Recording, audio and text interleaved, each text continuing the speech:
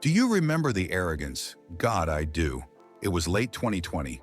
The world was locked inside, we were all doom-scrolling, and we were desperate for a win. And then Riot Games walked onto the digital stage and dropped the Wild Rift announcement.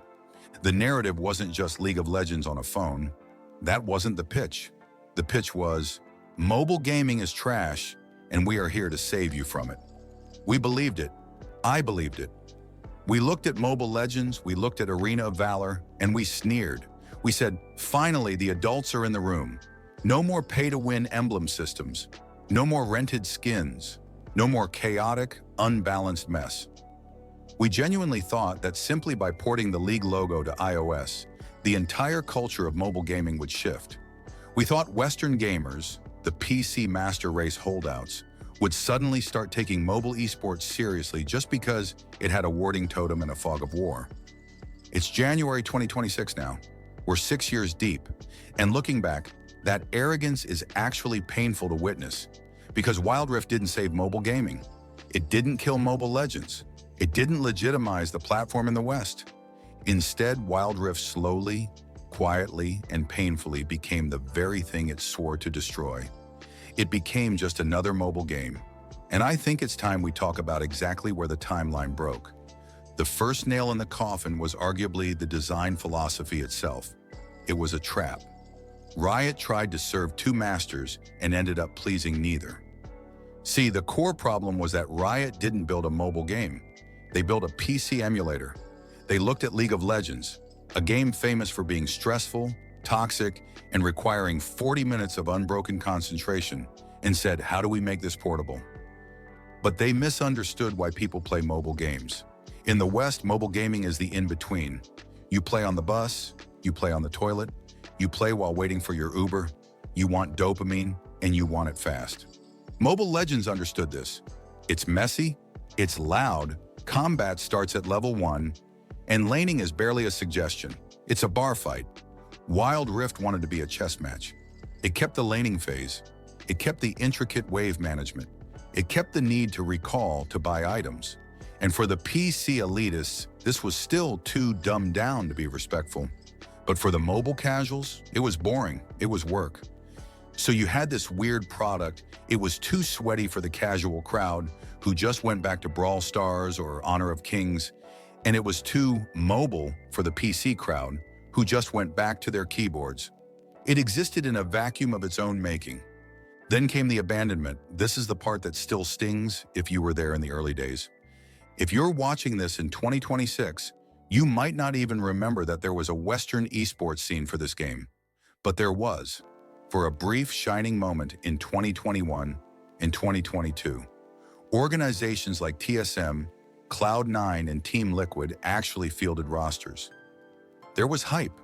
We had the Horizon Cup. We had regional leagues. But Riot made a cold, calculated business decision around late 2022. They looked at the numbers. The graph in China was going straight up, vertical. The graph in Europe and North America was flatlining. So they pulled the plug. They essentially fired the Western region. They dissolved the leagues, stopped the official broadcasts, and told us, hey, maybe you can be a third-party tournament region. It was the moment the mask fell off. We realized we weren't the target audience. We were just the beta testers for the Chinese release. This is where the resentment started to build.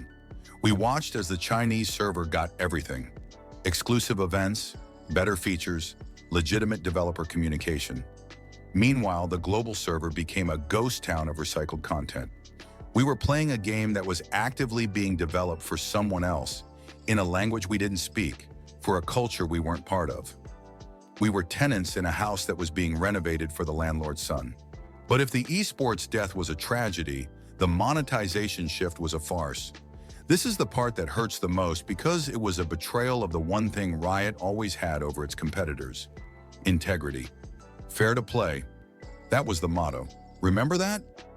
Somewhere around 2023, the gacha creep began. It started small. A special event here. A Crystal Rose gacha there. We complained, but we kept playing. Then came the Hextech chests, then the keys, then the exclusive tiers of skins that you couldn't buy directly, you had to gamble for. By 2025, the store looked less like a shop and more like a slot machine. The very thing we mocked Mobile Legends for, the predatory, confusing, flashing lights gambling mechanics, became the core of Wild Rift's economy. Why? Because whales pay the bills. Riot realized that 1,000 players buying a $10 skin isn't as profitable as one player spending $5,000 trying to get the prestige version of a skin that is slightly golder than the regular one. It feels insulting because we know better. We remember the promise. Every time you open the app now and get hit with 3 different pop-ups for limited-time lottery keys, it's the game laughing at you. It's the game saying, we know you're addicted. We know you're not going anywhere, so pay up. And look, I could forgive the greed if the game still felt competitive. But does it? Let's be honest about the ranked ladder. In 2026, being Master Tier means nothing. Absolutely nothing. It used to be an achievement. Now it's a participation trophy. To keep queue times low and engagement high, the matchmaking system stopped caring about skill balance and started caring about retention. The fortitude shields, the loss prevention, the bot games disguised as real matches in low elo. It's all designed to push you up. You fail upwards. The skill expression has been flattened. The map has been shrunk. The gold income increased. The death timer shortened. Everything has been accelerated to make sure the casual player doesn't feel bad about losing. But when you remove the pain of losing, you remove the thrill of winning. You end up with a zombie state. You queue up, you play a 15-minute match where everyone one-shots everyone. You win or lose based on a coin flip of who gets caught out at the Elder Dragon. And you queue again. It's not competition, it's content consumption. So here we are. The dust has settled. Wild Rift is a financial success. Billions of dollars in revenue. It is, on paper, a hit. But the potential to be the bridge between platforms, the potential to create a global mobile esports culture, that is dead. Wild Rift didn't fulfill its potential because it realized that potential was too hard to achieve. It was easier to just be another gacha game. It was easier to cater to the markets that already accept this stuff than to try and change the minds of the markets that don't. And the saddest part is, the game is still fun. The mechanics are still buttery smooth. The champions still feel great to play. The art team is still dropping bangers, but it's a Ferrari engine inside a clown car. I still play it. I know I'm part of the problem. I'll probably play a match tonight after I finish recording this, but I don't play it with hope anymore. I don't play it thinking, this is the future of gaming. I play it because I have 20 minutes to kill, and I'm addicted to the sound of a Jinx rocket hitting a squishy target. And maybe that's all it ever was. Maybe the potential was just a marketing buzzword we fell for.